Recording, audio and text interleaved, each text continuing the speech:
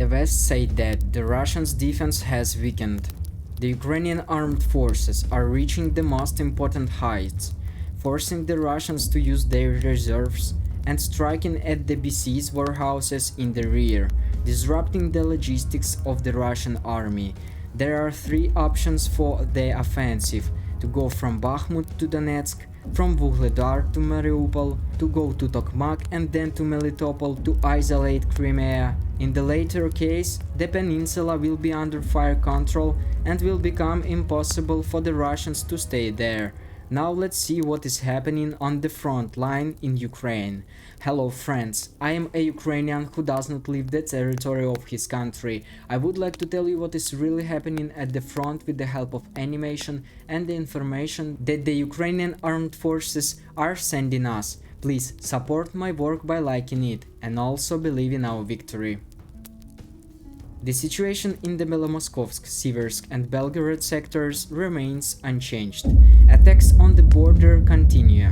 An attempted breakthrough by a subversive group was stopped in Chernihiv region. The enemy is trying to find a second wind for offensive actions from Novoselivsk to Novovodene. Heavy fighting continues in Serebrenske forestry. The situation in the Bakhmut sector remains unchanged.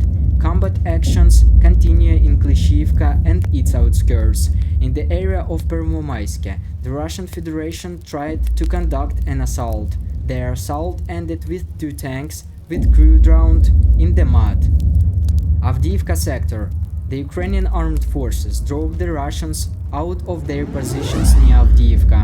Near Vodene and Kamyanka, the front line periodically moves in both directions, and it is difficult to control this dynamic.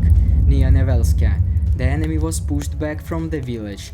South of Novomikhailivka, the defense forces had partial success.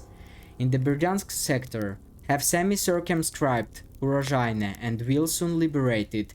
In the Zaporizhia sector, the Russians launched a counterattack between Robotin and Verbove, and the Ukrainian armed forces had to withdraw from their positions.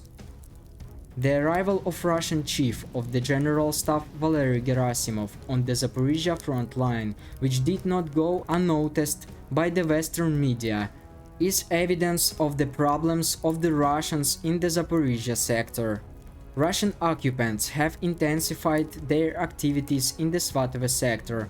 The enemy is attacking Ukrainian positions with all possible types of weapons. The Russians are trying to break through the Ukrainian defense line, reach Borova and Mothaus to threaten Ukrainian troops in the area of Bilohorivka and Bakhmut. At the same time, the occupiers want to pull the defense forces away from Bakhmut so that they can defend themselves in the area of Svatovo and Crimea, rather than liberate the fortress city. On July 19, the Da Vinci Wolves battalion launched a counterattack to stop the enemy's advance and stabilize the front near the first estuary. Eternal memory to those for whom the battle was the last. In this video, 5 HIMARS missiles for 5 group of Russian occupiers on the temporarily occupied island of Jaralhach. The invaders wanted to turn Jaralhach Island in Kherson region into a military facility, but HIMARS prevented them.